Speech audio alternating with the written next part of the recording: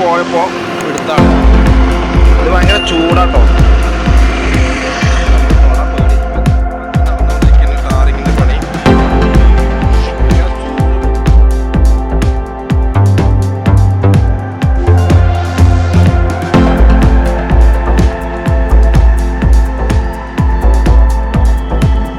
പുതിയ pump open ചെയ്തിട്ടുണ്ട്. കുറേ ഞാൻ എപ്പോഴാണ് കാണുന്നത്. അപ്പോൾ നിങ്ങളൊന്ന് കാണാം എങ്ങനെ ഉണ്ടെന്നപ്പോൾ നമുക്ക് നോക്കണമല്ലോ. പൈസേനെ നമ്മൾ സ്നേഹിച്ചിട്ട് കാര്യമില്ല, പൈസേനെ ബഹുമാനിക്കുക വേണ്ടത്. അപ്പോഴാണ് പൈസ നമ്മുടെ അടുത്തേക്ക് വരുള്ളൂ. പിന്നെ അപ്പോൾ പൊതുവേ നിങ്ങൾക്ക് അറിയാലോ, ആരും നല്ലവരല്ല. ആരും റോഡ് ടാറിങ് ഒരു സൈഡ് നടന്നുകൊണ്ടിരിക്കട്ടോ. അവിടെ ടാർ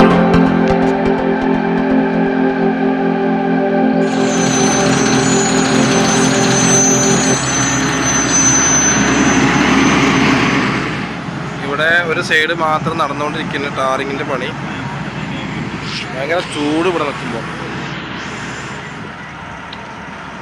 ഇതിപ്പോൾ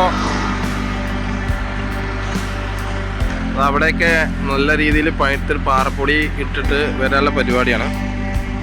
ഇത് 2 വണ്ടിയാട്ടോ. 2 നമ്മൾ ഈ കല്ലമർത്തണ വണ്ടി പറയില്ലേ, അതേപോലത്തുള്ള വെള്ളം ഒഴിച്ചിട്ട് ലെവലിങ് ചെയ്യാണിത്. അപ്പോൾ ഇതിപ്പോൾ ഞാൻ ഈ വഴി പോയപ്പോൾ ഒന്ന് എടുത്തു എന്ന് മാത്രം കേട്ടോ. ഇത് ശരിക്ക് രാത്രി മുതൽ പണി തുടങ്ങിയിട്ടുണ്ടാവും. കാരണം എന്താ വെച്ച് കഴിഞ്ഞാൽ കൊട്ടശ്ശേരി ആ ഭാഗത്തു നിന്നാണ് ഇതിൻ്റെ ഫുള്ള് വർക്കും വന്നുകൊണ്ടിരിക്കുന്നത്. അപ്പോൾ ഏകദേശം എത്ര കിലോമീറ്റർ എന്നുള്ള രീതിയിൽ വർക്ക് പെട്ടെന്ന് നടന്നുകൊണ്ടിരിക്കുകയാണ്. ഇപ്പോൾ ഏകദേശം കൊട്ടശ്ശേരിയിൽ നിന്ന് നിങ്ങളുടെ ഒരു 15-16 കിലോമീറ്റർ ഉണ്ടാവും.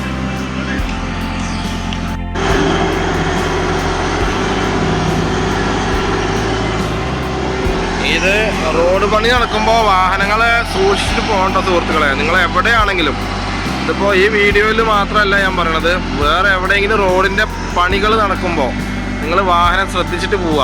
കാരണം വണ്ടി തട്ടിക്കഴിഞ്ഞാൽ അവർ നിങ്ങളെ കുറ്റപ്പെടുത്തും, ശ്രദ്ധിച്ച് പോയിക്കൂടെ പറഞ്ഞിട്ട്. അപ്പോൾ ഏടാകൂടത്തിന് പോകരുതേ. അപ്പോൾ ഇനി നമുക്ക് ആ റോഡിലൊന്ന് കയറി നോക്കാം എന്താ ലെവല്. ഇവിടെ റോഡിൽ വെള്ളവര വന്നു കേട്ടോ. വെള്ളവര പറഞ്ഞാൽ മനസ്സിലായില്ലേ, ബ്രോക്കൺ ലൈൻ എന്ന് പറയില്ല. ഇത് നമുക്ക് ഇതിൻ്റെ ഇടയിൽ കൂടെ അങ്ങോട്ടും ഇങ്ങോട്ടും ഓവർടേക്ക് ചെയ്യാം. അപ്പോൾ ഇനി കുറേ സൈൻ ബോർഡുകളും കാര്യങ്ങളൊക്കെ ഇവിടെ ചെയ്യാണ്ട്. നമുക്ക് കുറച്ച് ദൂരം ഒന്ന് പോയോക്കാം. ആദ്യം ഈ റോഡിൽ വെള്ളവരങ്ങൾ കണ്ടിട്ടുണ്ടാവില്ല കേട്ടോ.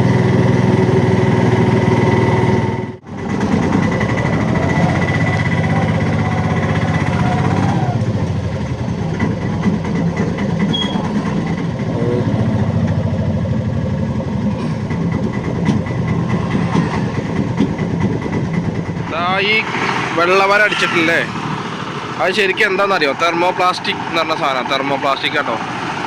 അപ്പോൾ ഞാനൊന്ന് ഈ വഴി പോയപ്പോൾ എടുത്താണ്. ഇത് ഭയങ്കര ചൂടാട്ടോ. നമുക്ക് തൊടാൻ പേടി, ഇനിയിപ്പോൾ എന്താവും അറിയില്ലല്ലോ. അപ്പോൾ ഇതാണ് സംഭവം.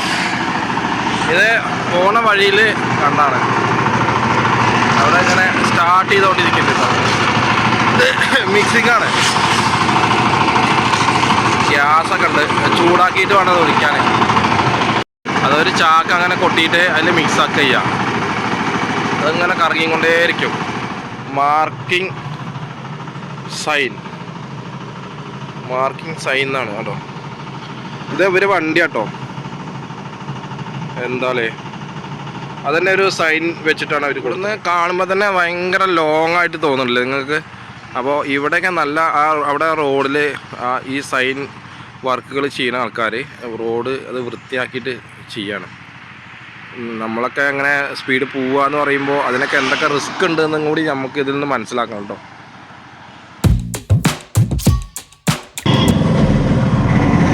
അപ്പോൾ അതേപോലെ ഈ പാലത്തിൻ്റെ നടുവിൽ കണ്ടില്ലേ വെള്ളവര?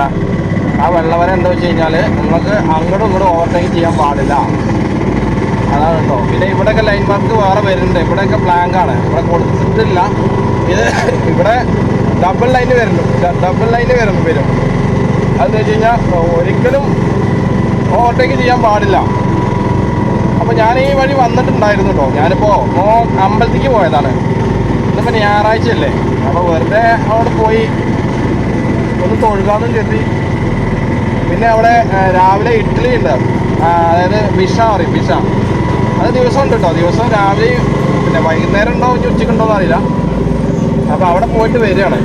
അപ്പോൾ വരുമ്പോൾ എന്തായാലും നിങ്ങൾക്ക് എന്തായാലും കുറച്ച് കാര്യം പറഞ്ഞുതരാം, നമുക്ക് കാഴ്ചകളും കാണാം. ഈശ്വരാ. അപ്പോൾ ഇവിടെ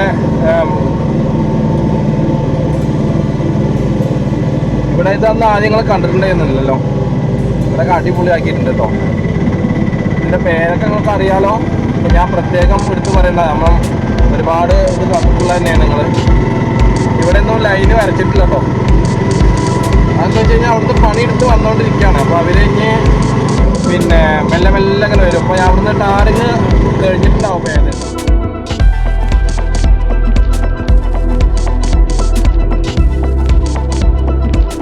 നമ്മൾ ഈ സൈഡിൽ കൂടെ പോകുമ്പോൾ നല്ല സ്പീഡ് പോകണം.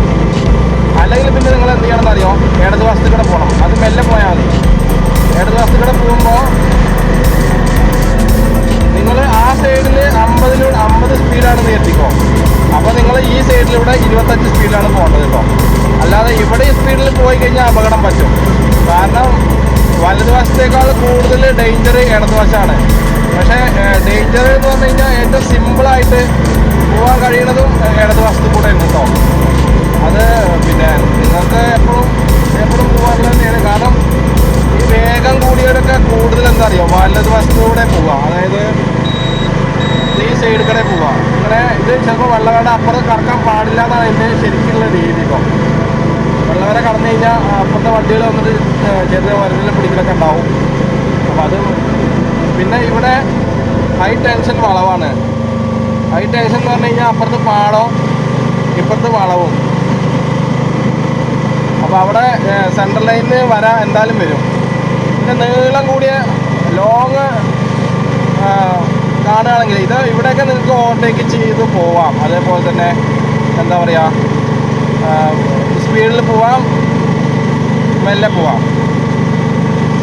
പിന്നെ ഇപ്പോൾ ആരും ഇപ്പോൾ ഒന്നാമത്തെ ലക്ഷ്യം എന്താ വെച്ച് കഴിഞ്ഞാൽ ഡ്രൈവിങ് പഠിക്കുക, റോഡിൻ്റെ കാര്യങ്ങളൊന്നും മനസ്സിലാക്കാതെ പോവുക.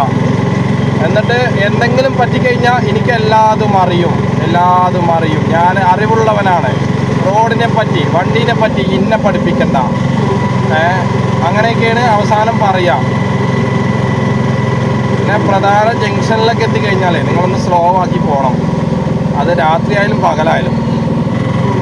ഇവിടെയൊക്കെ ഇനി ഒരുപാട് പണി വരാൻ കേട്ടോ. റോഡിൻ്റെ സൈഡ് വർക്കുകൾ ഒരുപാട് വരാനുണ്ട്. ഇവിടെ നിന്നൊക്കെ നീളം കൂടിയ ഇവിടെ ഒന്നും ഈ വെള്ളവാട് അപ്പുറം നിങ്ങൾ കടക്കാൻ പാടില്ല. മനസ്സിലായില്ലേ? ഇതേമാതിരി വാഹനങ്ങൾ ഒന്നാമത് എന്താ പറയുക, ഒക്കെ ഈ വളവിലാണ് വണ്ടി നിൽക്കും. അപ്പോൾ ഈ സ്പീഡിൽ പോകുന്ന ആൾക്കാർ എന്ത് ചെയ്യുന്നതാണ് ചിന്തിക്കുക. ഇനി ഇവിടെ കാടൊക്കെ വെട്ടാറുണ്ട്, വെട്ടി തെളിച്ചാൽ നല്ല രസമാവും കാണാൻ. നല്ല രസം എന്ന് മാത്രമല്ല കേട്ടോ, നിങ്ങൾ റോഡ് ഡ്രൈവിങ് ചെയ്യുമ്പോൾ റോഡിൽ നിങ്ങൾ ഡ്രൈവിങ് ആസ്വദിച്ച് പോകണം.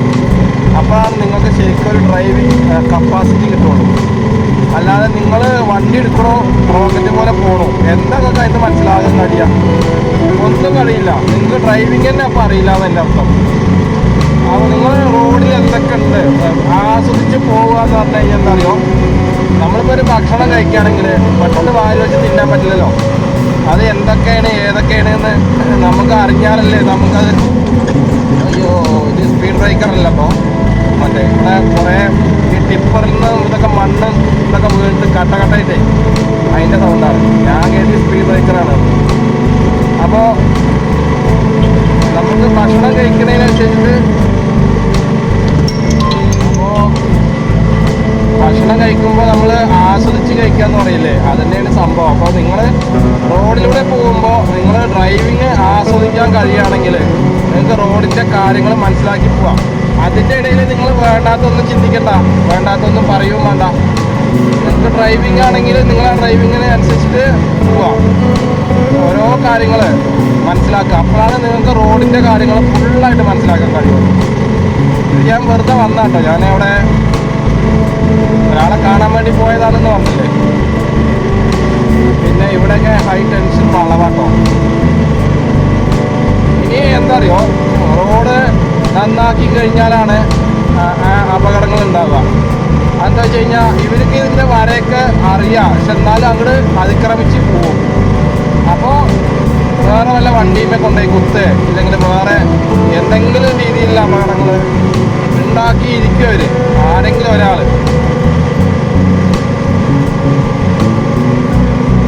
നല്ല വെയിലുള്ള ദിവസമാണോ. അങ്ങനെ ഓരോന്ന് നല്ല റോഡ് ആയ പിന്നെ നമുക്ക് ഓർമ്മ വരിക പഴയ കാര്യങ്ങളാണ്.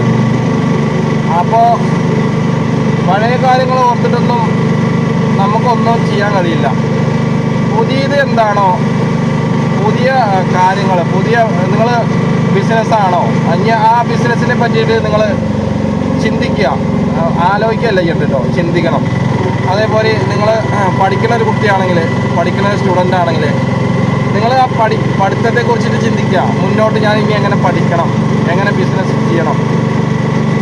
പഠിച്ചാൽ മാത്രമാണ് നമുക്ക് എന്തുണ്ടാവുള്ളൂ, അറിവുണ്ടാവുള്ളൂ. അത് പകർന്നു കൊടുക്കും കൂടിയും ചെയ്യണം കേട്ടോ, അതും കൂടി ഉണ്ട്. പഠിച്ചാൽ മാത്രം കൊണ്ടായില്ല.